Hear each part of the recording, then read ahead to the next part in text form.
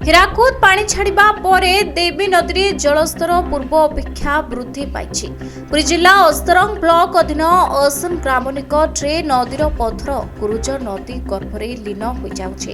ମହାନଦୀ ଦେଇ ପ୍ରବାହିତ ପାଣି ଦେବୀ ନଦୀ ଦେଇ 70% ବନ୍ୟା ଜଳ ବୋହି ନେଉଥିବା ଦେବୀର ଏହି ନଦୀବନ୍ଧ ସୁରକ୍ଷା ପାଇଁ ଥିବା ପଥର ଗୁରୁଜ ଆଜି ପୁରା ପାଣିରେ ଲୀନ। ଖୋଜିଲେ ବି ମିଳୁନି। ଆଉ ଟର୍ଣ୍ଣିଂ ପଏଣ୍ଟରେ ପ୍ରତି ସେକେଣ୍ଡରେ କୂଳ ଭାଙ୍ଗୁଛି। ଅସନ ସହ ଆଖପାଖର 4-5ଟି ଗାଁ ଏହି ଗୋଟିଏ ବନ୍ଧ ଉପରେ ବଞ୍ଚିଛନ୍ତି। ବନ୍ଧ ଭାଙ୍ଗିଲେ ଶହ ଶହ ଏକର ଚାଷ ଜମି ଯିବ, ହଜାର ହଜାର ଲୋକ ରାସ୍ତାରେ ବସିବେ।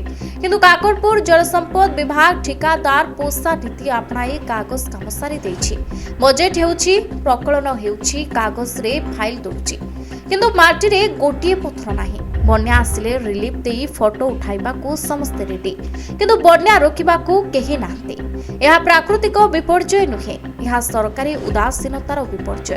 ନିଜେ ମୁଖ୍ୟମନ୍ତ୍ରୀ ଜଳସମ୍ପଦ ବିଭାଗ ଥିବାବେଳେ ବାସ୍ତବତା ସ୍ଥିତି ଅନୁଧ୍ୟାନ ହେଉନି। କେବଳ ଠିକାଦାର ପୋଷା ସହ ଦୁର୍ନୀତିଖୋର ଅଫିସର ସରକାରୀ ଟଙ୍କା ପକେଟ ଗରମ କରୁଛନ୍ତି। ଗ୍ରାମବାସୀଙ୍କ ଶେଷ ଚେତାବନୀ, ଜଳସ୍ତର ଆହୁରି ବଢ଼ିବା ପୂର୍ବରୁ ଯୁଦ୍ଧକାଳୀନ ଭିତ୍ତିରେ ନୂତନ ପଥର ଗୁରୁଜ କରନ୍ତୁ। ବିପଦପୂର୍ଣ୍ଣ ନଦୀବନ୍ଧ ଯଦି ଭାଙ୍ଗେ, ତେବେ ଗ୍ରାମବାସୀମାନେ ଦାବି କରିଛନ୍ତି ଆଗାମୀ ବନ୍ୟାର ସମସ୍ତ ଦାୟୀ ନେବ ଏହି ଘୁମନ୍ତା ଜଳସମ୍ପଦ ବିଭାଗ ଆଉ ଓଡ଼ିଶା ସରକାର।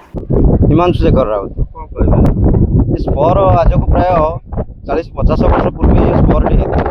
ମୋତେ ମୋ କଥା ମୁଁ କହୁଛି, ମୁଁ ଦେଖିବାରେ ମୋତେ ବର୍ତ୍ତମାନ 42 ବର୍ଷ। ମୁଁ ଏ ସ୍ପର 42 ବର୍ଷ ପୂର୍ବରୁ ଦେଖିଥିଲି ହେଇଥିଲା ଏ ସ୍ପରଟି। ଏବେ ସେ ସ୍ପର ବର୍ତ୍ତମାନ ଭାଙ୍ଗିକିରି ସବୁ ନଈରେ ଲୀନ ହେଇଗଲାଣି। ଏ ସ୍ପରଟିକି ନିହାତି ଆମର କାମ ହେବା ଦରକାର। ତେଣୁ ପ୍ରଶାସନ ପାଖରେ ଏତିକି ଆମେ ଅସନ ଗ୍ରାମବାସୀମାନେ ଅନୁରୋଧ କରୁଛୁ, ଏ ସ୍ପରଟିକି ପୁନରୁଦ୍ଧାର କରିଦେଲେ ଆମେ ଅସନବାସୀମାନେ ଉପକୃତ ହେବୁ। ଅସୁବିଧା ବହୁତ ହେଉଛି, ଏଠି ଘାଇ ହେଉଛି, ଏଠି ବର୍ତ୍ତମାନ ଏଠି ଦାଡ଼ରୁ ସବୁ ମାଟି ଅତଡ଼ା ଖସୁଛି। ତା ଫଳରେ ଆମେ ପିଲାଙ୍କୁ ଲଗେଇ ଏଠି ବାଲି ଥଳିଆ ଏଠି ପ୍ୟାକିଂ କରି ରଖିଛୁ, ସେଠି ଫଳିଆ ପକାଉଛୁ। ଏହି ପରିସ୍ଥିତିରେ ବର୍ତ୍ତମାନ ଭୟଭୀତ ଅବସ୍ଥାରେ ଆମେ ଅସନ ଗ୍ରାମବାସୀମାନେ ରହୁଛୁ। ये बन्या तो होउची एमती बहुत गलाई 800 एकर नदी रे गलाई।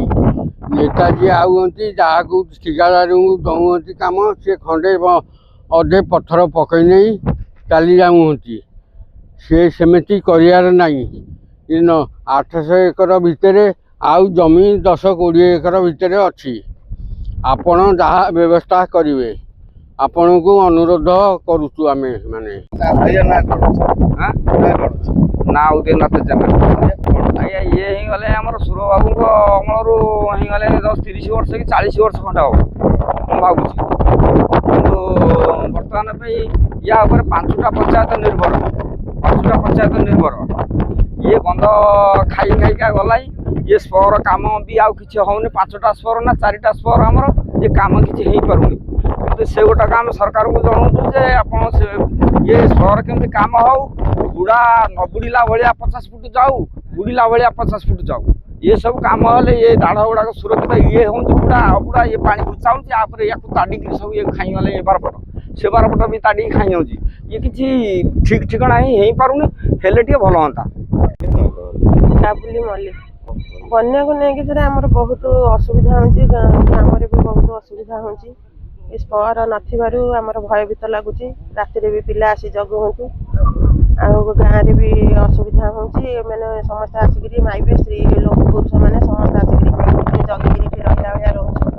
आबे भी बाली अखा आसिक सब थुआ पिला मैंने आणिक थोई बाली अखा को जो घाई फाई हेले सडन नहीं पकिया पकी करेंगे। आ तुरंत स्परटा आमर काम हवा दरकार।